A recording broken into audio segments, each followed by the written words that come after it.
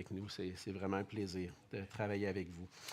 Donc, on va lire ensemble le passage. Il va être aussi affiché à l'écran. Donc, Actes chapitre 25 à partir du verset 23.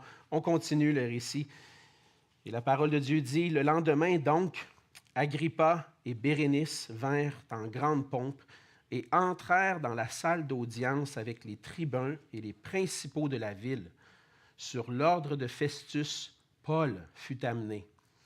Alors Festus dit, « Roi Agrippa, et vous tous qui êtes présents avec nous, vous voyez cet homme au sujet duquel toute la multitude des Juifs s'est adressée à moi, soit à Jérusalem, soit ici, en s'écriant qu'il ne devait plus vivre. Pour moi, ayant reconnu qu'il n'a rien fait qui mérite la mort, et lui-même en ayant appelé à l'empereur, j'ai résolu de le faire partir. Je n'ai rien de certain à écrire à l'empereur sur son compte. C'est pourquoi je l'ai fait paraître devant vous et surtout devant toi, roi Agrippa, afin de savoir qu'écrire après qu'il aura été examiné. Car il me semble absurde d'envoyer un prisonnier sans indiquer de quoi on l'accuse. Agrippa dit à Paul, « Il t'est permis de parler pour ta défense. » Et Paul, ayant étendu la main, se justifia en ces termes. « Je m'estime heureux, roi Agrippa, d'avoir aujourd'hui à me justifier devant toi de toutes les choses dont je suis accusé par les Juifs, car tu connais parfaitement leurs coutumes et leurs discussions. Je te prie donc de m'écouter avec patience. Ma vie, dès les premiers temps de ma jeunesse, est connue de tous les Juifs, puisqu'elle s'est passée à Jérusalem, au milieu de ma nation. Ils savent depuis longtemps, s'ils veulent le déclarer, que j'ai vécu en pharisien, selon la secte la plus rigide de notre religion.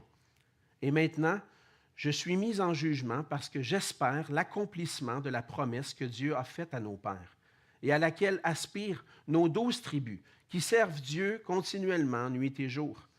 C'est pour cette espérance, ô roi, que je suis accusé par des Juifs. Quoi? Vous semble-t-il incroyable que Dieu ressuscite les morts? Pour moi, j'avais cru devoir agir vigoureusement contre le nom de Jésus de Nazareth. C'est ce que j'ai fait à Jérusalem. J'ai jeté en prison plusieurs des saints, ayant reçu ce pouvoir des principaux sacrificateurs, et quand on les mettait à mort, je joignais mon suffrage à celui des autres. Je les ai souvent châtiés dans toutes les synagogues, et je les forçais à blasphémer. Dans mes excès de fureur contre eux, je les persécutais même jusque dans les villes étrangères. C'est dans ce but que je me rendis à Damas, avec l'autorisation et la permission des principaux sacrificateurs. Vers le milieu du jour, ô roi, je vis en chemin resplendir autour de moi et de mes compagnons une lumière venant du ciel et dont l'éclat surpassait celui du soleil.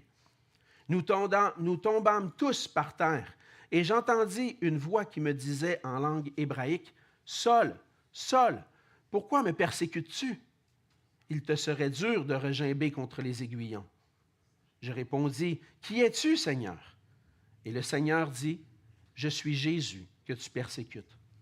Mais lève-toi et tiens-toi sur tes pieds, car je te suis apparu pour t'établir ministre et témoin des choses que tu as vues et de celles pour lesquelles je t'apparaîtrai.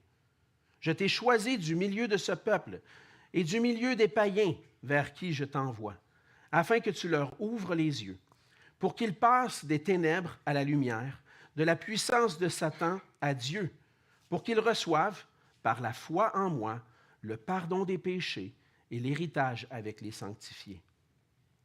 En conséquence, roi Agrippa, je n'ai point résisté à la vision céleste, à ceux de Damas d'abord, puis à Jérusalem, dans toute la Judée et chez les païens, j'ai prêché la repentance et la conversion à Dieu avec la pratique d'œuvres dignes de la repentance. Voilà pourquoi les Juifs se sont saisis de moi dans le temple et ont tâché de me faire périr. Mais grâce au secours de Dieu, j'ai subsisté jusqu'à ce jour, rendant témoignage devant les petits et les grands, sans m'écarter en rien de ce que les prophètes et Moïse ont déclaré devoir arriver, savoir que le Christ souffrirait et que ressuscité le premier d'entre les morts, Il annoncerait la lumière au peuple et aux nations. » Comme il parlait ainsi pour sa justification, Festus dit à haute voix, « Tu es fou, Paul! Ton grand savoir te fait déraisonner. » »« Je ne suis point fou, très excellent Festus, répliqua Paul. Ce sont au contraire des paroles de vérité et de bon sens que je prononce. Le roi est instruit de ces choses et je lui en parle librement, car je suis persuadé qu'il n'en ignore aucune, puisque ce n'est pas en cachette qu'elles se sont passées. Crois-tu au prophète, roi Agrippa? Je sais que tu y crois.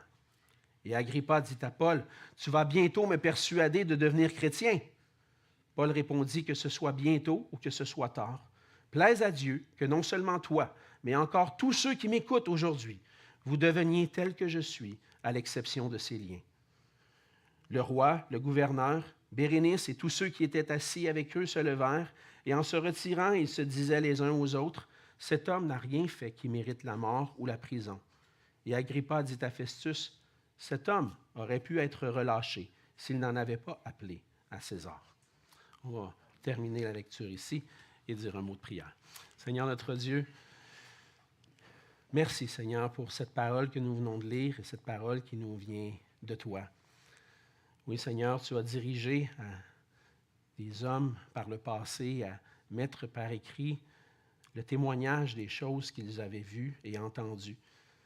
Et Seigneur, ce matin, on a le privilège, nous, aujourd'hui, 2000 ans plus tard, de lire cette parole et d'en tirer des leçons, des principes pour notre vie. À nous qui voulons vivre, Seigneur, pour toi et pour ta gloire. Mais Seigneur, on y trouve aussi des principes pour tous, même pour ceux qui ne sont pas chrétiens. Et Seigneur, ce matin, ma prière, c'est que tu puisses rendre nos oreilles et nos cœurs attentifs à ta parole et qu'alors qu'on va étudier et méditer sur ce passage ensemble, tu puisses toi-même parler à nos cœurs. Que par ta grâce, Seigneur, tu puisses vraiment faire cette œuvre en nous pour nous transformer, que nous puissions vraiment avoir la foi en toi et marcher dans l'obéissance à ta parole. Seigneur, conduis-nous, guide-nous. On s'en remet entièrement à toi, parce que c'est toi le grand docteur, c'est toi le grand enseignant, c'est toi qui nous enseignes par cette parole. Et c'est en Jésus qu'on te prie. Amen. Amen. La semaine dernière, on a eu l'occasion de parler des différentes cultures qui existent autour de nous et dans notre société, et même des différentes cultures qui existaient au moment où l'apôtre Paul a exercé son ministère. Il a fait exercer un ministère parmi les Juifs, parmi les païens et parmi toutes sortes de cultures différentes. Ce qu'on se rend compte, c'est que dépendamment de la culture, on a des différentes façons de penser sur des questions existentielles ou sur même des façons de vivre, des habitudes. Mais si on pense à l'histoire, on peut se rendre compte aussi que, à travers l'histoire, la pensée a évolué. Et si on vivait là, 500 ans, on se retrouverait dans un monde et une culture complètement différente de la nôtre parce que la pensée évolue. Il y a des influences qui font que la pensée avance et la pensée évolue. Et l'époque moderne a apporté beaucoup de changements dans la façon de penser de notre société. Pendant des siècles, les gens avaient cru à la vérité et la vérité était considérée comme une vertu qu'on devait rechercher et poursuivre. La vérité était quelque chose d'important et dans les questions existentielles, on croyait que la vérité était une réalité extérieure à nous-mêmes et qu'on devait rechercher. Dans ces dernières décennies, dans les derniers siècles, la question concernant la vérité a changé. Dans les questions plus fondamentales de l'existence humaine, le fait de prétendre de connaître la vérité en est venu même aujourd'hui à être vu comme prétentieux, comme négatif même de dire « je connais la vérité ». L'idée de posséder la vérité, c'est maintenant vu comme malsain, comme le fait de posséder la vérité pourrait conduire une personne, parce que c'est ce qu'on dit, le fait de posséder la vérité, aujourd'hui on pense que quelqu'un qui possède la vérité lui donne le pouvoir d'exercer un contrôle sur les gens. La pensée a évolué sur la vérité de sorte que le mauvais usage de la vérité en est venu à voir la vérité comme négatif. Et dans l'époque moderne, dans les questions existentielles, on a voulu même mettre de côté la question de la vérité. Dans notre vocabulaire, particulièrement dans les relations, le mot lui-même est de plus en plus remplacé par des mots comme honnêteté, intégrité ou sincérité. Mais si on parle de vérité, le mot, on l'aime moins. Clairement, au cours des derniers siècles, l'idée qu'on puisse connaître même la vérité, ou même qu'elle existe, a été remis en question. De sorte qu'aujourd'hui, on préfère dire que la vérité, c'est relatif à chacun. Ce qui était avant vu comme quelque chose d'extérieur à nous-mêmes est devenu subjectif. Chacun a sa vérité. Puis ça devient, en fait, difficile même d'aborder la question sans même passer pour un fou. Si je veux aborder la question de la vérité aujourd'hui, je peux passer pour un fou. En tant que chrétien, on vit à une époque où c'est de plus en plus difficile de parler de la vérité qui se trouve en Dieu. Et lorsqu'on témoigne de Christ, rapidement, on doit défendre notre foi dans le fait que la vérité absolue existe et qu'elle se trouve en Jésus-Christ. Toutefois, il arrive bien souvent que l'on puisse craindre de se sentir pris au dépourvu quand nous sommes placés devant des gens qui ne veulent pas croire à la vérité ou qui remettent même en question la vérité. Qu'est-ce qu'on doit faire dans ce temps-là? Que faire à notre époque si on veut parler de la vérité qui se trouve en Jésus? Dans le passage de ce matin, on a un exemple. On lit le récit de l'apôtre Paul qui a comparu devant le roi Agrippa et où il a proclamé avec courage la vérité concernant Jésus. On se souvient, dans les dernières semaines, on a vu ça ensemble.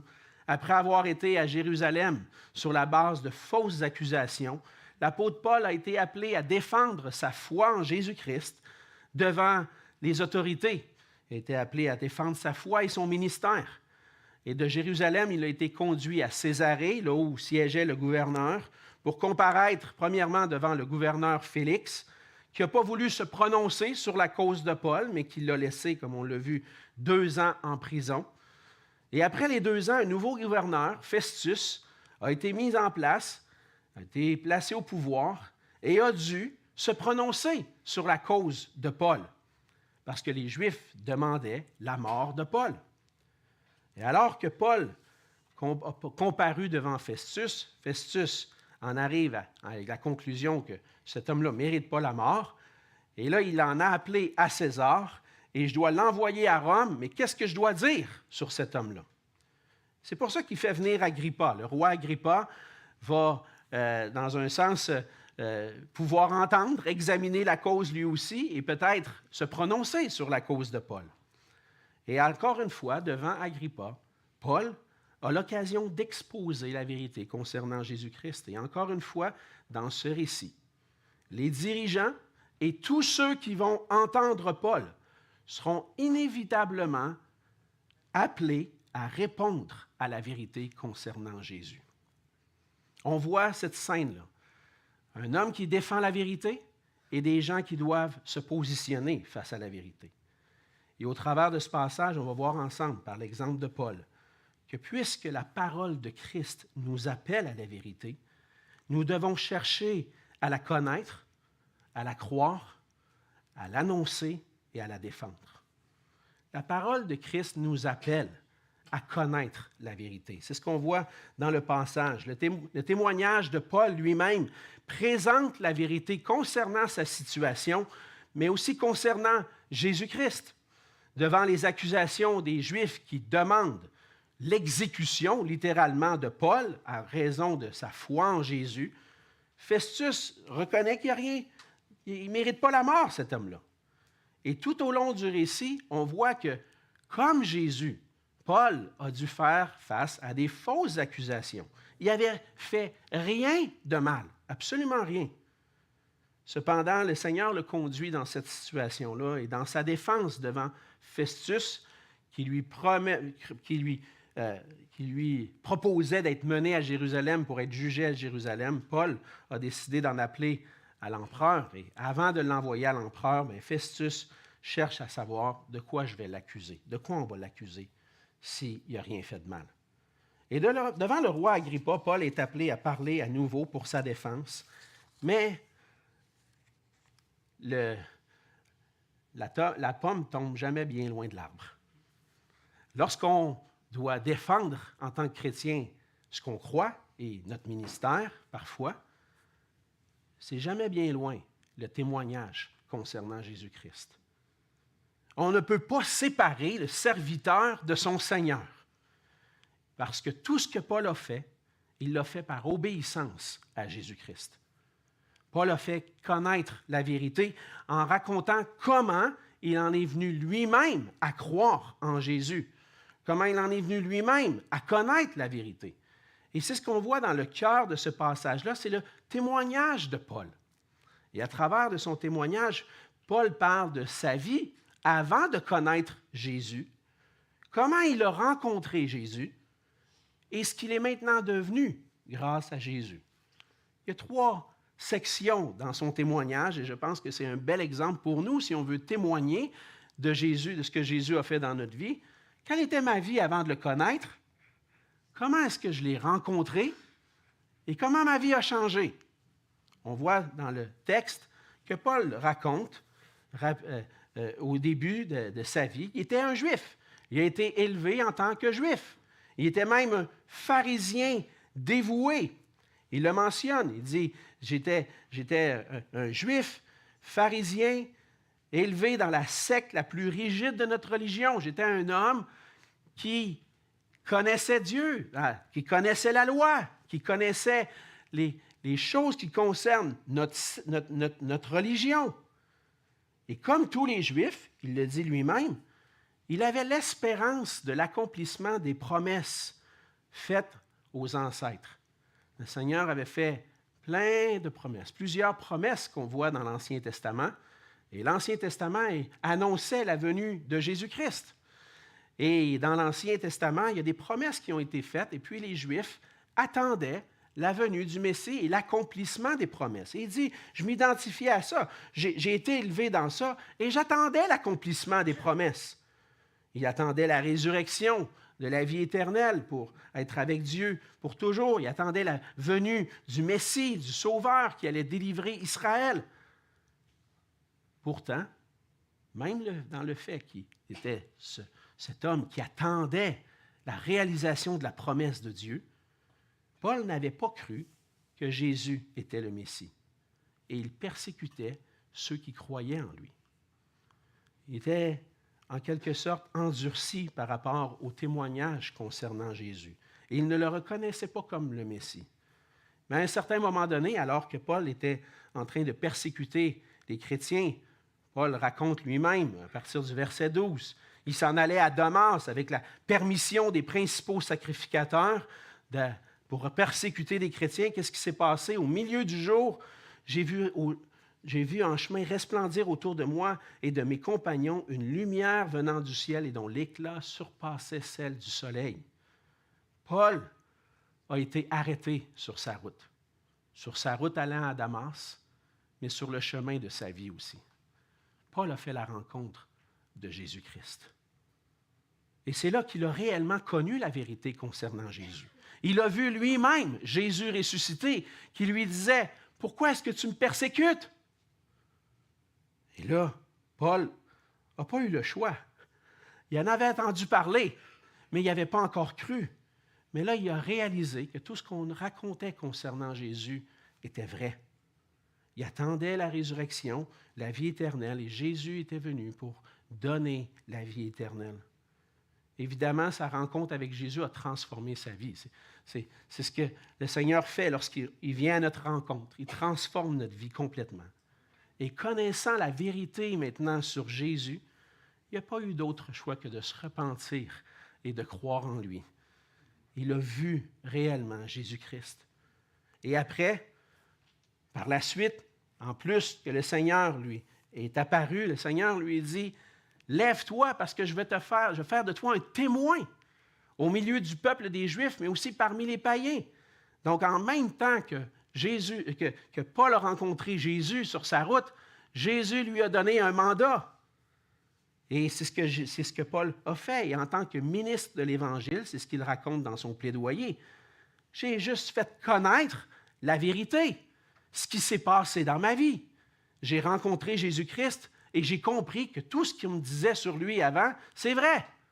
Alors j'ai commencé à faire connaître la vérité et c'est ce qu'il fait maintenant devant Agrippa. Il faisait connaître la vérité parmi les Juifs, il a fait connaître la vérité parmi les païens, et dans son message, il y avait un point important qu'on voit au verset 20. Il dit, au verset 20, on peut lire les versets 19 et 20, « En conséquence, roi Agrippa, je n'ai point résisté à la vision céleste. » C'est impossible pour moi de résister à ça. À ceux de Damas d'abord, puis à Jérusalem, dans toute la Judée et chez les païens, j'ai prêché la repentance et la conversion à Dieu avec la pratique d'œuvres dignes de la repentance. Il n'a pas résisté au Seigneur, mais on le voit un peu plus loin aussi, qu'il a raconté tout ce qui concerne Jésus, comment l'Ancien Testament annonçait la venue de Jésus au verset 23, savoir que le Christ souffrirait et que ressuscité le premier d'entre les morts, il annoncerait la lumière au peuple et aux nations. Paul ne pouvait pas résister à cet appel. Et par le témoignage de Paul et la mission que le Seigneur lui avait confiée, on voit que Paul devait connaître la vérité pour pouvoir croire à la vérité. Ça va ensemble. Si je veux croire à la vérité, je dois la connaître. Et cette vérité concerne Jésus-Christ. Au début, il en avait entendu parler, mais il ne l'avait pas connu réellement. Et sa rencontre avec Jésus-Christ, et je pense que c'est ce qui se passe lorsque Jésus vient à notre rencontre, par son esprit, il nous convainc de tout ce qu'on a entendu parler concernant Jésus dans les Écritures. Il nous convainc que c'est la vérité. Mais pour qu'on puisse croire, on a besoin d'entendre la vérité. On a besoin de la connaître. La connaissance est nécessaire si on veut croire. J'ai besoin de connaître quelqu'un si je veux lui faire confiance. Et la connaissance est nécessaire. C'est impossible de croire ou de faire confiance à quelqu'un qu'on ne connaît pas. Pour croire à la vérité, il faut connaître la vérité. Dans Romains 10, verset 8, Paul va parler de son ministère. Il dit, « Or, c'est la parole de la foi que nous prêchons. On fait connaître Jésus-Christ. » Mais pourquoi il a besoin de faire connaître Jésus-Christ? Il va dire plus loin au verset 14, « Comment donc invoqueront-ils celui en qui ils n'ont pas cru? Et comment croiront-ils en celui dont ils n'ont pas entendu parler? Et comment en entendront-ils parler s'il n'y a personne qui prêche? » Pour pouvoir croire à la vérité, on a besoin de connaître la vérité. La connaissance précède la foi. La connaissance de la vérité nous vient des Écritures, parce que par les Écritures, on a le témoignage de tous ceux qui ont vu et entendu Jésus-Christ. Et guidés par l'Esprit de Dieu, c'est ce que la parole nous enseigne, ces gens-là qui ont vu Jésus de leurs yeux, qui ont été témoins, des témoins oculaires, ont mis par écrit et nous ont transmis tout ce qu'ils ont connu de lui. J'étais frappé dernièrement dans ma lecture personnelle par 2 passages que je vous partage ici, qui m'ont rappelé un peu l'apôtre Paul, mais on le voit dans Pierre et chez Jean aussi. Dans 2 Pierre 1, versets 16 et 17, Pierre dit « Ce n'est pas en effet en suivant des fables habilement conçues que nous vous avons fait connaître la puissance et l'avènement de notre Seigneur Jésus-Christ. » Ce n'est pas des inventions, notre affaire, là. C'est ce qu'il dit ici. On n'a pas essayé de bâtir une histoire pour vous parler d'un homme qui est venu, puis qui a fait des miracles, puis il faut se tourner vers lui, il faut croire en lui. On n'a pas inventé cette histoire-là. Au contraire, il dit, mais c'est comme ayant vu sa majesté de nos propres yeux, car il a reçu de Dieu le Père honneur et gloire, quand la gloire magnifique lui fit entendre une voix qui disait, « Celui-ci est mon Fils bien-aimé, en qui j'ai mis toute mon affection. » Et Pierre fait référence ici à la transfiguration lorsqu'il était sur la montagne avec Jésus, qui a vu la gloire de Jésus manifestée, et puis qu'il a entendu la voix du Père. Il dit, « Celui-ci est mon Fils bien-aimé », une voix qui venait du ciel. celui en qui j'ai mis toute mon affection. Pierre, il dit, j'ai rien inventé, je veux juste vous raconter ce que j'ai vu, ce dont j'ai été témoin. Et Jean dit la même chose. Ce qui était dès le commencement, ce que nous avons entendu, ce que nous avons vu de nos yeux, ce que nous avons contemplé, que nos mains ont touché concernant la parole de vie. Et la parole et la vie a été manifestée, et nous l'avons vue, et nous lui rendons témoignage, et nous vous annonçons la vie éternelle qui était auprès du Père et qui nous a été manifestée. Ce que nous avons vu et entendu, nous vous l'annonçons à vous aussi, afin que vous aussi vous soyez en communion avec nous. Or, notre communion est avec le Père et avec son Fils, Jésus-Christ. Les Écritures sont le témoignage de ceux qui ont vu rencontrer Jésus, qui ont vu sa gloire, qui ont vu Jésus crucifié, qui l'ont vu ressusciter. Et lorsqu'on se questionne parfois sur ce qui s'est passé dans l'histoire, on est prêt à faire confiance aux livres d'histoire qui nous racontent ce qui s'est passé quand on n'était pas là. Mais quand vient la question de la vérité qui concerne Jésus, oh non, j'aime mieux pas entendre. Ils doivent avoir eu, ils ont fabulé ces gars-là.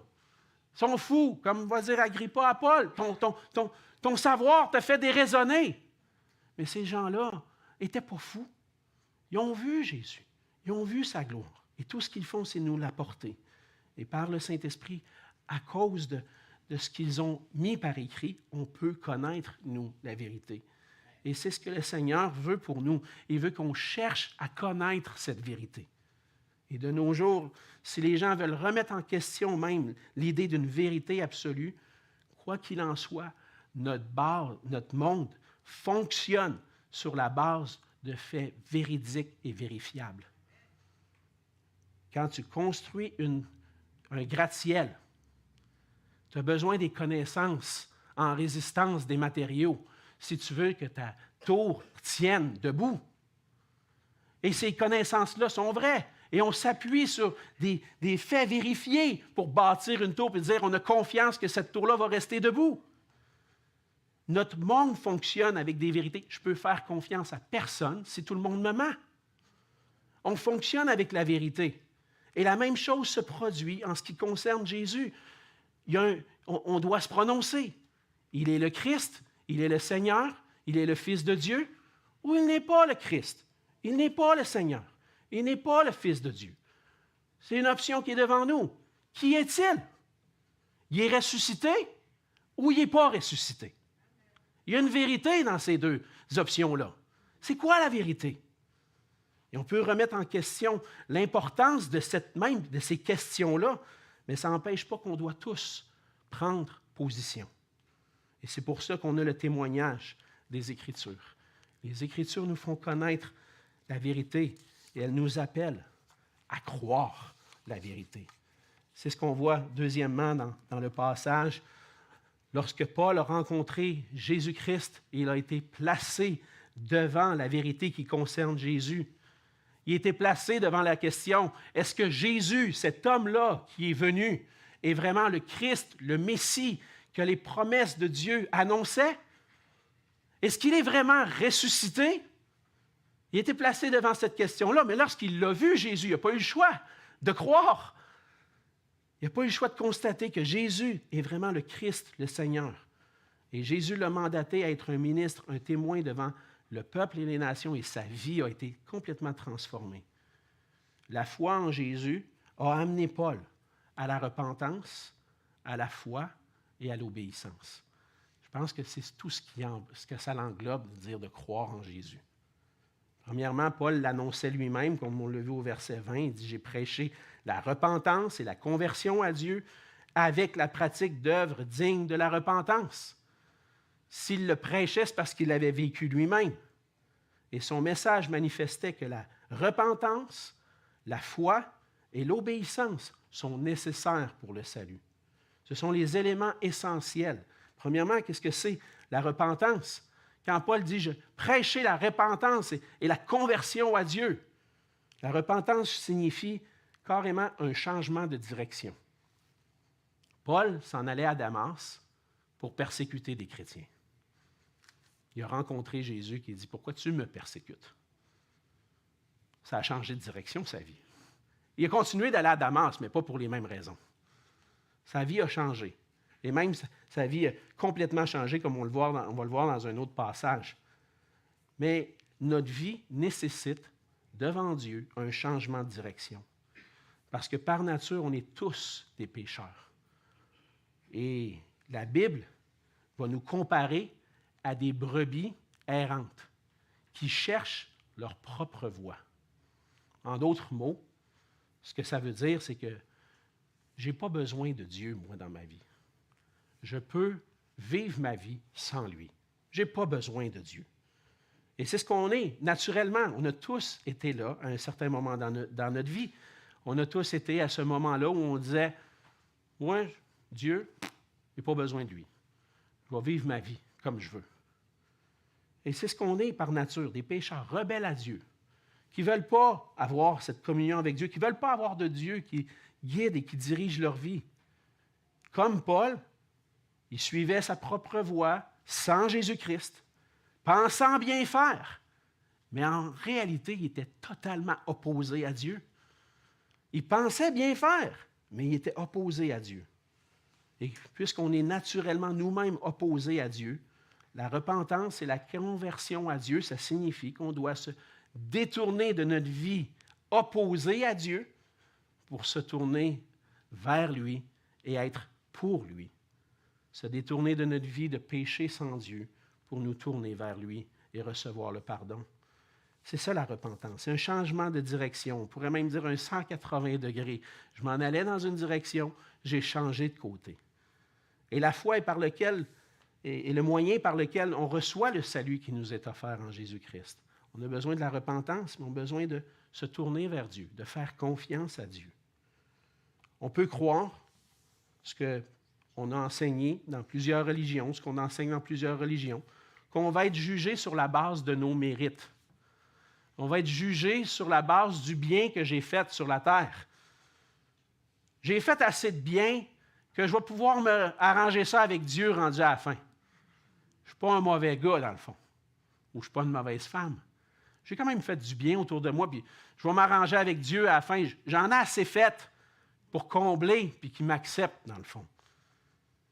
Mais la Bible est claire, le salut ne peut être acquis par nos mérites, parce qu'il n'y a rien que je pourrais faire pour effacer mon péché. La seule chose qui peut effacer mon péché, ce n'est pas les mérites que je peux accumuler par-dessus, mais c'est le sang de Jésus-Christ qui, lui, efface tous nos péchés. Seul le sang de Christ qui a été versé sur la croix du Calvaire me purifie de mon péché. Et comme Paul le mentionne en Philippiens 3, versets 7 à 9, un autre regard, un autre point de vue sur son témoignage, il dit, mais ces choses qui étaient pour moi des gains, qu'est-ce qui était pour lui des gains? Poursuivre l'obéissance à la loi, d'être un juif, un pharisien, fidèle à la loi, même fidèle aux lois qu'on avait placées par-dessus la loi pour être certain de ne pas enfreindre la loi. Moi, là, j'étais irréprochable, je la suivais parfaitement, cette loi-là. Je pouvais faire toutes les bonnes œuvres que je veux, qui étaient possibles. J'étais irréprochable par rapport à la loi. Puis il dit, ces choses-là, qui étaient pour moi des gains, je les ai regardées comme une perte. Ça ne valait rien à cause de Christ. Pourquoi? Il dit, je regarde toute chose comme une perte. Il n'y a rien qui a de la valeur, dans le fond, à cause de l'excellence de la connaissance de Jésus-Christ, mon Seigneur, pour lequel j'ai renoncé à tout.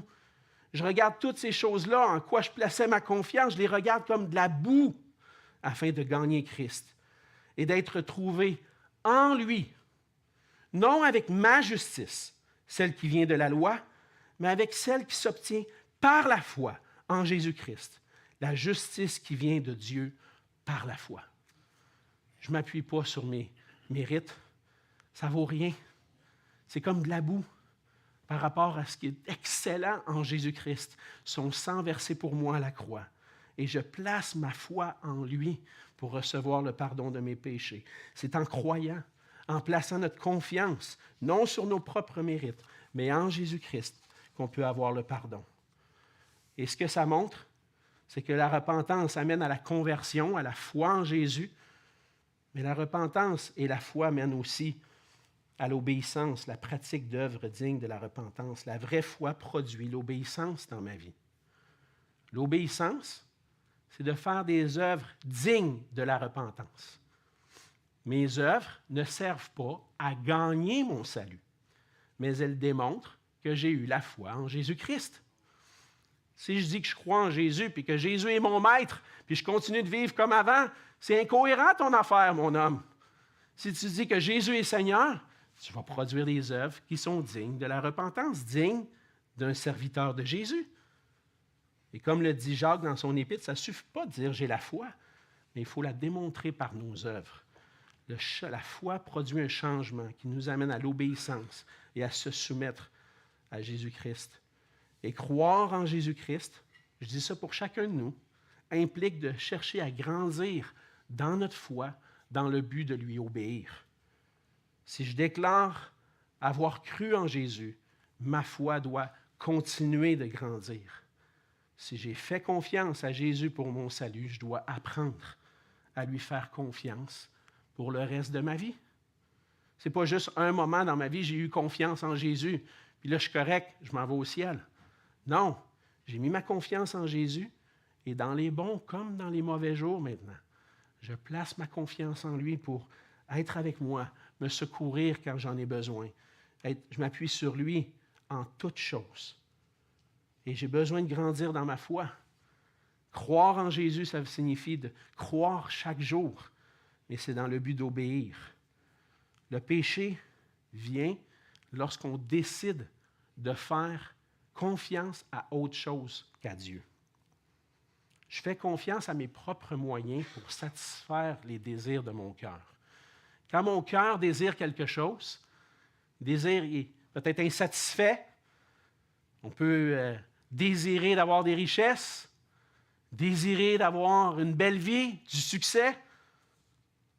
Puis là, quand je commence à placer ma confiance en moi, je vais utiliser tous les moyens nécessaires pour arriver à ma fin, mais qui n'est pas selon la parole de Dieu. Ce que le Seigneur désire, c'est que ma vie entière soit dédiée à lui. Et lorsque mon cœur est insatisfait, je dois adresser ça avec le Seigneur. Si je suis insatisfait de quelque chose, puis qu'en même temps que je crois que l'Éternel est mon berger puis que je manquerai de rien, il y a quelque chose qui ne fonctionne pas dans mon cœur.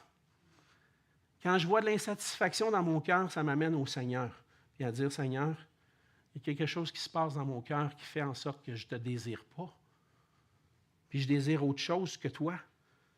Aide-moi, Seigneur, à surmonter cette tentation-là, de mettre ma confiance dans les choses qui pourraient me donner de la joie, une petite joie, plutôt que de me tourner vers toi. L'obéissance à Christ me pousse à m'attendre à lui, puis à faire ce qu'il me demande.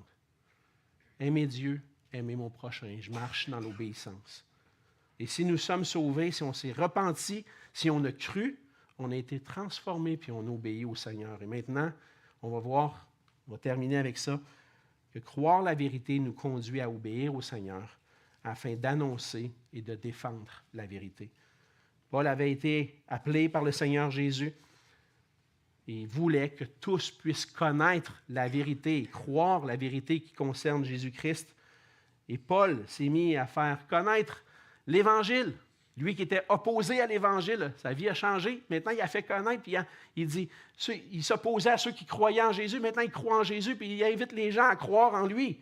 Sa vie a complètement basculé. Et on voit que Paul a continué le travail malgré les persécutions. Il va dire au verset 22, « Grâce au secours de Dieu, j'ai subsisté jusqu'à ce jour, en rendant témoignage devant les petits et les grands, sans m'écarter en rien de ce que les prophètes et Moïse ont déclaré devoir arriver, savoir que le Christ souffrirait et que ressuscité d'entre les morts, il annoncerait la lumière aux nations. » Paul a continué le travail malgré les persécutions, grâce au secours de Dieu. Et il ne s'est pas empêché, parce qu'il était persécuté en tant que chrétien, il ne s'est pas empêché de dire la vérité. J'ai vu Jésus-Christ. Je sais qu'il est mort. Je sais qu'il est ressuscité. Vous pouvez faire ce que vous voulez avec moi. Vous pouvez me torturer. Vous pouvez me mettre en prison. Vous pouvez même vouloir ma mort. Ça ne change rien. C'est la vérité. Et c'est ce qu'on doit cultiver dans nos cœurs, frères et sœurs. C'est notre conviction que Jésus est réel, que Jésus est ressuscité, et que quoi qu'il nous arrive, on soit prêt à dire, non, moi je me tiens debout. Je veux prêcher, annoncer la vérité qui se trouve en Jésus. Et la vérité qui se trouve en Jésus se trouve dans les Écritures. On veut annoncer Christ, mort et ressuscité, appeler les gens à la repentance, à la conversion à Dieu. Et devant les gens qui s'opposaient à lui, et devant ceux qui le questionnaient, Paul a aussi défendu la vérité. Quand Festus a dit « T'es fou, Paul », verset 24, « Ton grand savoir te fait déraisonner. » Il dit « Je ne suis pas fou. » Très excellent Festus, il s'adresse au gouverneur avec politesse. Ce sont au contraire des paroles de vérité et de bon sens. Peut-être que ça ne fait pas de sens pour toi. Peut-être que ça n'a pas de sens pour toi. Mais moi, je sais ce que j'ai vécu. Je sais que c'est la vérité. Je ne suis pas fou. Je dis la vérité. Et dans l'opposition, Paul n'a jamais abandonné. De la même façon, le fait qu'on a connu et qu'on a cru à la vérité devrait nous conduire à l'annoncer et à défendre la vérité. Et on en a parlé plusieurs fois dans le livre des Actes. C'est le mandat que le Seigneur a donné à son Église. C'est notre mandat aujourd'hui d'annoncer Christ. Et si on a connu la vérité et cru la vérité, on a tous un témoignage à apporter. Si notre témoignage parle de ce que Jésus a fait pour nous, il n'y a pas de témoignage meilleur que les autres. Des fois, on a cette tendance-là de croire, de dire « Ah, moi, mon témoignage n'est pas bon. » Moi, j'ai connu Jésus, j'avais 5 ans. J'ai eu la grâce de grandir dans une famille chrétienne qui m'a enseigné les principes de la parole puis l'Évangile dès mon jeune âge. Je n'ai pas un témoignage époustouflant. Je n'ai pas un témoignage comme Paul. Mais un jour, j'ai vraiment rencontré Jésus-Christ. Et ça, c'est un miracle. Alors, peu importe quel est votre témoignage, peut-être que vous vous dites, moi, mon témoignage est ordinaire. Il n'y a pas de témoignage ordinaire, parce qu'une rencontre avec Jésus, ce n'est pas ordinaire. Alors, on a tous notre témoignage du moment où on a rencontré Jésus. Peut-être que ça n'attire pas les foules, notre témoignage, mais c'est la vérité. C'est ce qui s'est passé dans votre vie et c'est ce que vous pouvez partager. Comme Paul a témoigné de sa rencontre avec Jésus puis le changement que ça a provoqué dans sa vie, c'est ce qu'on doit faire. J'ai rencontré Jésus et à qui veut bien l'entendre, je lui parle de ce que Jésus a fait pour moi. Et notre foi est fondée sur les Écritures et on doit être enraciné dans les Écritures, frères et sœurs. On doit connaître notre parole. Notre témoignage ne vient pas du fait que j'ai vu Jésus comme Paul, mais il vient du témoignage que ces gens-là, comme je l'ai mentionné, Pierre, Paul, Jean, ils ont vu Jésus. Et on croit leur témoignage. Et on veut annoncer ce témoignage-là en invitant les gens à écouter la parole de Dieu. Peut-être vous les inviter à venir à l'Église pour entendre l'Évangile. Ou peut-être les inviter, peut-être. Un peu comme Denis a fait. Il a invité, venez, on va étudier la Bible ensemble. On va regarder ce que Jésus dit. Et puis, peut-être que des gens vont venir entendre la vérité. Vous pouvez partager votre témoignage en partageant aussi des versets qui vous ont touché dans votre témoignage. Alors, pour défendre notre foi, on a besoin de se préparer aussi à répondre à des questions. On doit être préparé pour annoncer et défendre l'Évangile. Alors, frères et sœurs, soyons enracinés dans la parole pour connaître le témoignage concernant Jésus pour qu'on puisse le partager. Et donc, on a vu ce matin ensemble que puisque la parole de Christ nous appelle à la vérité, on doit chercher à connaître la vérité, on doit la croire, on doit l'annoncer et la défendre. On a vu ce matin que des gens étaient placés de deux côtés. Paul, qui croyait en Jésus, et Festus et Agrippa, qui n'avaient pas encore cru à la vérité. Es-tu du côté de ceux qui questionnent la vérité ou de ceux qui y ont cru? Ce matin, tu es du côté de Festus et Agrippa ou tu es du côté de Paul? Tu es pour ou contre Jésus? Il n'y a pas d'entre-deux.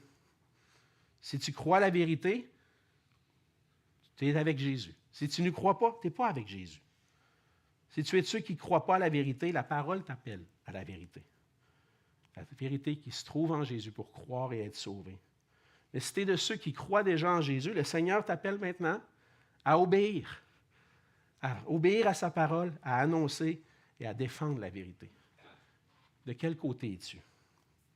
Que le Seigneur puisse continuer de faire de nous, frères et sœurs, une Église qui connaît la vérité, qui croit la vérité, mais qui l'annonce et qui la défend.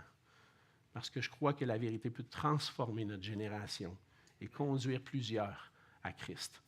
Prions. Seigneur notre Dieu, merci pour ta parole. Merci pour ce temps que tu nous as donné à survoler le témoignage de l'apôtre Paul et de voir comment la vérité a transformé sa vie. Oui, Seigneur, on vit dans un monde où on remet en question les choses et à certains moments, c'est correct. On a besoin de se questionner, on a besoin d'examiner, de s'assurer que ce qu'on nous dit est vrai. Mais on sait, Seigneur, que ta parole est vraie. Et on sait que toi, Seigneur Jésus, tu es vrai. Alors, on veut te prier, Seigneur, de faire grandir notre foi en toi pour être des témoins efficaces pour toi, pour dire que tu es mort pour nos péchés, ressuscité pour nous donner la vie, et que tu puisses faire de nous des gens capables de partager la vérité autour de nous pour que d'autres puissent croire et se tourner vers toi. Seigneur, merci pour ton amour et ta grâce envers nous, et fais de nous une Église qui brille pour toi. C'est en Jésus que je te prie. Amen. Amen.